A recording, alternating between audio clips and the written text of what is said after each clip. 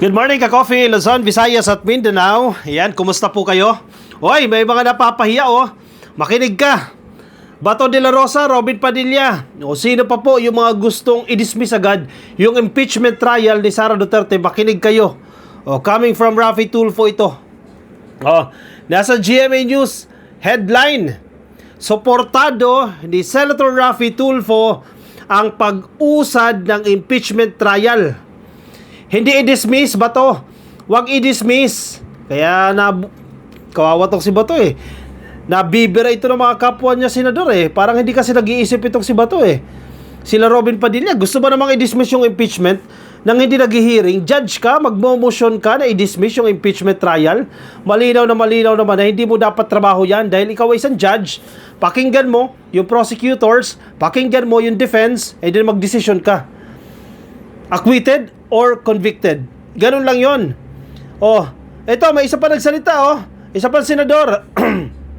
Bagamat unang term ito na Senator Raffy Tulfo, di hamak na mas sharp, di hamak na mas matalino naman itong si Tulfo kumpara kay Bato, kumpara kay Robin Padilla. Makinig kayo. Headline ng GMA News, parehas sila ng sinasabi dito ni Lacson. Itong si Raffy Tulfo at si Lacson, parehas ang sinasabi. Headline ng GMA News, Raffy Tulfo backs Sara Duterte impeachment trial. Let her prove her innocence. Okay, sige. Himayin natin. Marami nagki-claim si Sara Duterte walang kasalanan.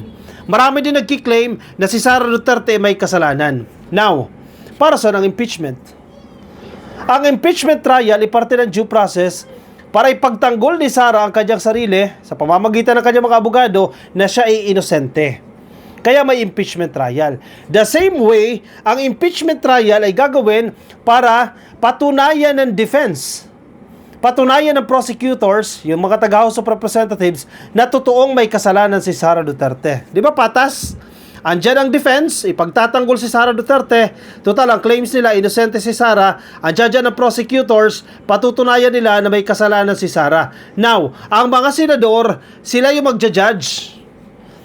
Sila yung magdidesisyon kung sino o kung kanino sila papanig, dito sa prosecutor, dito sa defense. Kapag sa prosecutor, ibig sabihin convicted. Kapag sa defense pumanig, acquitted. Ganun lang yun Kaya, Bato, kaya Robin Padilla, wag mong hilingin na i-dismiss yung impeachment trial na yan. Paano nyo malalaman ang totoo kung i-dismiss nyo agad without trying, without conducting this impeachment trial? Hoy, naloko na. Kanyari, asan ang kukote? Baka nakalimutan nyo. Makinig ka dito kay Tulfo. Makinig ka kay Lacson. Makinig ka kay Tito Soto. Makinig ka kay Chis Escudero. Sa mas matitibay dyan sa Senado. Alam nila ang dapat gawin. Ang problema, si Bato, pang ilang term niya na to, pangalawang term na to, hindi niya pa alam kung anong gagawin dyan. Mapapakamot ka na lang ba talaga dyan? Ano ba to? Senator Raffy Tulfo said Tuesday, ngayong araw, that he will vote against. Take note that he will vote against a possible motion to dismiss the impeachment case of Vice President Sara Duterte. Kung sino man na magmomosyon, once na umusad na, magbukas na ulit ang sesyon dyan sa Senado, kung sino man senador na magmomosyon na i-dismiss yung impeachment case ni Sara Duterte, malinaw na malinaw ang sagot ni Senator Raffy Tulfo, no! Hindi ako papayag na ma-dismiss yan. Very clear. Saying the trial should proceed in the 20th Congress so that Duterte can prove her innocence as she claimed. Uy, very sure po. Galing ni boss dito Dapat umusad, dapat tumawid sa 20th Congress itong impeachment trial ni Sara Duterte para mapatunayan niya yung sinasabi niya na siya ay inosente. Kasi yun yung claims ni Sara, siya ay inosente. Now, prove it. Patunayan mo sa impeachment trial na ikaw ay inosente. Kung hindi mo mapapatunayan, patutunayan din ng prosecutors na ikaw ay guilty. Yun lang yun. Kaya wag niyong pagtakpan. Wag niyong itapon yung impeachment trial na yan basta-basta.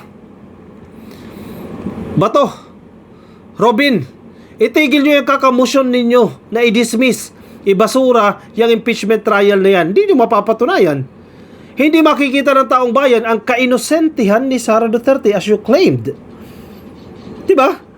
Bloodbath ba ka mo? O yan, bloodbath ko. Hayaan nyo mag-proceed ang impeachment trial na yan.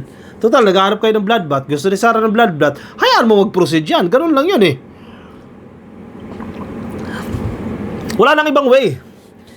Sabi ni Tulfo, gustong gusto ko matuloy ang impeachment trial para mabigyan natin ng pagkakataon si VP Sara na maisabi niya yung kanyang side. Mas maganda, di ba? Ma-clear niya ang name niya sa pamamagitan ng pagdepensa niya doon sa impeachment at mapatunayan na inosente siya as opposed to yung mababasura before na magkaroon ng hearing sa impeachment. The senator said in a press conference. Very good, Tulfo. Nice. Parang, ang gusto kasi ng mga DDS, mananalo si Sara by default. Di ba sa basketball, manalo ka sa kaso o manalo ka sa laro dahil hindi dumating yung kalaban mo. Sa tingin mo, satisfied yun? Sa tingin mo, satisfying yun? Sa tingin mo, magiging proud ka sa pagkapanalo mo? Yan ang gustong gawin ng mga DDS. Hindi naman lahat ng mga close-minded DDS. Gusto nila, manalo si Sara Duterte sa laban na to nang hindi umuusad yung impeachment trial. In short, shortcut. Burahin na lang itong kaso ni Sara nang hindi naghihiring. Wow, ganun ha. Very influential ang dating dyan ha. In short, ibasura na. Huwag nang umusad yung impeachment trial. Wala nang presentasyon ng mga ebidensya. Ibasura na lang agad-agad yan. Sa tingin nyo, kayo mga DDS, sa tingin nyo magiging proud kayo pag ginawa nyo yan? Nanalo kayo sa kaso? By default? Actually, hindi nga by default. If ever, siguro, maging favorable yung decision ng Korte Suprema. By default. Nadaan sa technicalities. Proud ba kayo niyan? As compared sa sinasabi dito ni Tulfo, mag-hearing. Total, inosente naman yung sinasabi ninyo, mag-hearing tayo.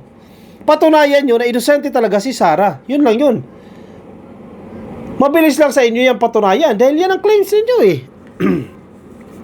Gustong-gusto ko matuloy ang impeachment trial para mabigyan natin ng pagkakataon si Sara.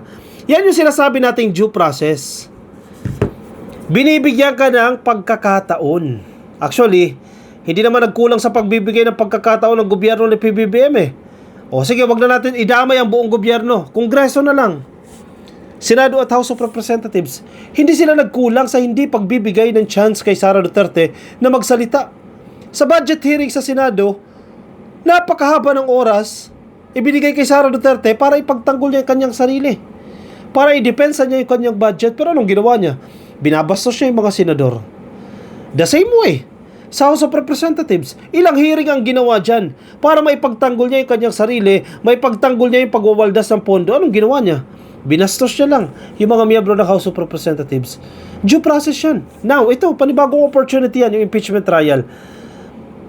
Buong Pilipinas, lahat ng media nakatutok, all eyes. Kasi na-experience natin yan panahon ni Corona, impeachment case ni Corona. All eyes, nasa Senado. Di pabor kay Sara, di ba? Kung ma-establish yan na inosente siya, lahat ng tao nakatingin. Halos buong Pilipinas, ibang parte ng mundo, nanonood, no? Kung may pagtatanggol niya yung sarili niya, mapapaisip ang tao, wow, talagang inosente talaga si Sara Duterte. Talagang political persecution ang nangyari. Yun ay kung magagawa niya. Due process yan. On the contrary, pag napatunayan ng prosecutors yung kalokohan ni Sara Duterte, mapapahiya naman siya. Bakit ayaw na mangyari ng mga DDS yung sitwasyon na yan? Bakit ayaw ng mga DDS na humantong sa hearing? Hindi kayo kumpiyansa? Hindi kayo confident na mananalo kayo sa kaso? That's the main reason. Kaya ayaw na nilang umusad dyan sa hearing mismo, kaya dinadaan nila sa technicalities, dinadaan nila sa Korte Suprema, kasi alam nila na sa sarili nila mapapahiya sila. Dahil matibay yung hawak na ebidensya ng prosecution. Yan yun eh. Ayaw nyo pang tanggapin eh. Kunyari lang yung bloodbath na yan. Gusto ni Sara Duterte ng bloodbath. Kasi kung gusto niya talaga, hindi siya susulat sa Korte Suprema. At i-challenge siya yung constitutionality ng fourth impeachment case. Sabi ni Tulfo, kasi for now, sinasabi nga niya na inosente siya. So, let her prove it na inosente siya. Simple. Sabihin ninyo, si Tulfo naman talaga, kasi muntikan, mukhang major contender ni Sara Duterte yan for 2028. Tama lang yung sinasabi niya. Walang bago, walang kakaiba sa sinasabi. Nagiging makatotoo lang si Tulfo dito kung ano dapat yung pagdaanan na yan. Kaya ba to, huwag mo i-dismiss. Robin, wag ka mag-motion-motion na i-dismiss yung kaso na yan. Kasi for now, sinasabi niya na inosente siya. So let her prove it na inosente siya. Mas maganda yung ma-prove niya na inosente siya sa pamamagitan ng trial. Oy, makinig naman kayo. Si Tulfo yung nagsasalita, hindi si PBBM. Kung hindi kayo nakikinig kay PBBM, okay. Ito, senador to na nagsasalita. Hindi basta-bastang senador. Tulfo said that he has been consulting the legal advice of former justices of the Supreme Court in Sandigan as part of his preparations for the trial so that he can make intelligent decisions at the end of the day. In fairness kay Tulfo, sipag nakabakasyon, di ba? Walang session ngayon eh. Ang isang araw, nakita ko lang. Miniting niya lahat ng mga Senate staff niya. Kasi mabigat na trabaho yan. Magbubukas ang sesyon. Siyempre, filing niya ng mga priority bills. Siyempre, ano pa yan? Mga committee hearings, mga hearings, Senate hearings, mga investigations, plus the impeachment. Mabigat na trabaho ang impeachment. Kaya as early as now, buti pa to si Tulfo. Kinausap na yung mga Sandigan judges, mga Supreme Court, mga former justices ng Supreme Court at ng Sandigan Bayan. Kumbaga nag-aaral to para pag dumating na yung impeachment trial na yan, alam niya yung itatanong niya at alam niya yung magiging decision niya. Nakikinig, may mentor, mga dating justices ng Supreme Court at ng Sandigan Bayan. Ganyan dapat. Pinaghahandaan. Si Robin ba, nag-aaral ba ngayon? Inaral niya ba yung posibleng impeachment do's and don'ts? Si Bato, nag-aaral ba? Hindi na. Hindi na nila kinakailangan mag-aral dahil may desisyon na agad. Di ba? Noon pa man may desisyon na. Acquit. Naku po, paano naging judge yan? Hindi mo na nakinig sa ebidensya, inakwit agad. Kaya hindi na nag-aaral. Wala nang aral-aral. Alam na namin, desisyon namin dyan. Malinaw na malinaw. Acquit agad si Sara dyan. Itong si Tulfo, nag-aral. Kumakausap ng mga dating justices. Para alam niya yung gagawin niya once na umusad yung impeachment trial na yan. Kasi bagong trabaho ng senador yan. Not the typical duty na Senate hearing, Senate investigation, plenary sessions, etc. When the Senate Impeachment Court first convened on June 10, Senator Ronald Bato de la Rosa made a motion in the Senate plenary seeking that the verified impeachment complaint against Duterte be dismissed. Kapal na mukha. Ganun-ganun na lang yun, Bato. Dismiss agad-agad. Hindi pa nag-hearing, dismiss agad-agad. Judge ka ha, pinadismiss mo agad.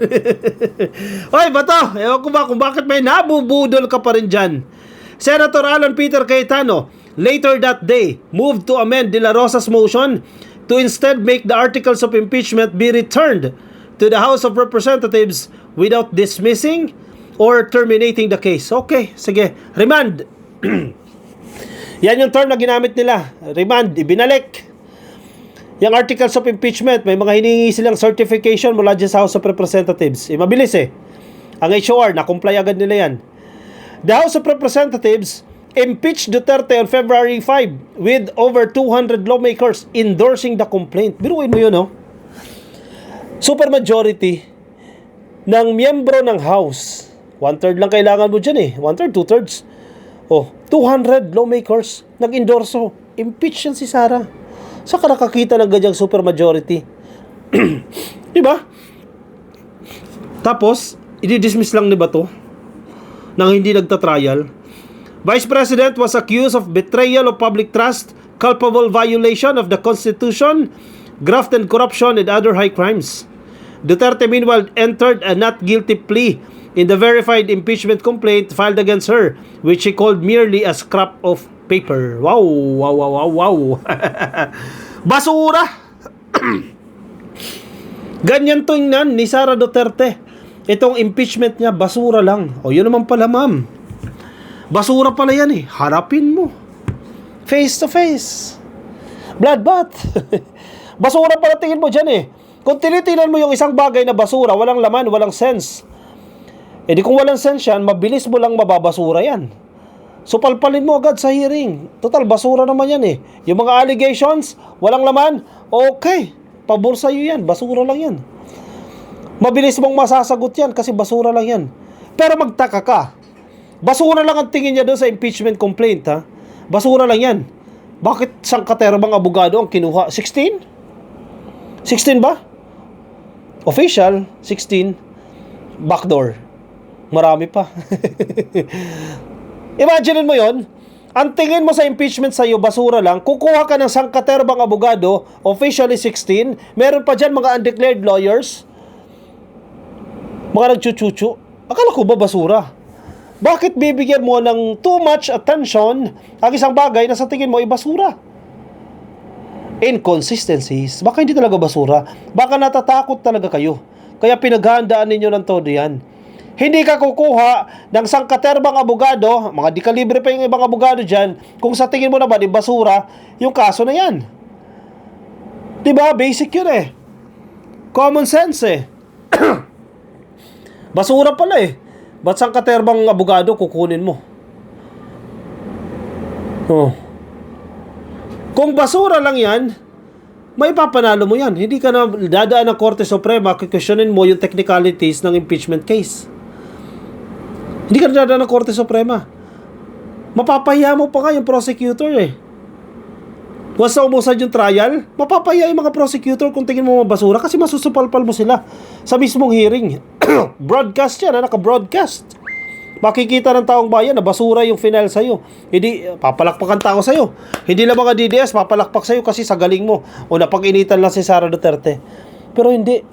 It was the contrary. It is the contrary. Alam nila, babagsak si Sara dyan. Kaya wag na natin paabutin sa hearing. Kaya pinakilos na yung mga senador dyan. Wag na paabutin sa hearing yan dahil mapapahiya si Sara. Matatalo siya. Kaya kumikilos na yung kanilang mga galamay dyan. Hoy, nako, papanggap pa kayo ha. Basura pa yan. Scrap of paper lang daw yung impeachment case na yan. Lokohin ninyo, mga lelang ninyo. Hoy, maayos kayo. Mukhang matutuluyan. Kaya dinadaan sa technicalities ng Korte Suprema. O siya, sige, i-komento ang inyong opinion. May mga nais po kayong sabihin.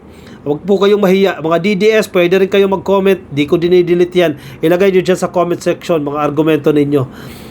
Yung mga sa Facebook, pati mga DDS, mag-follow na rin po kayo at mag-like na rin kayo sa ating Facebook page. Mga nasa YouTube, ayan, subscribe na po kayo. Nasa TikTok, subscribe na rin po kayo para updated kayo sa ating mga bagong vlogs at bagong content.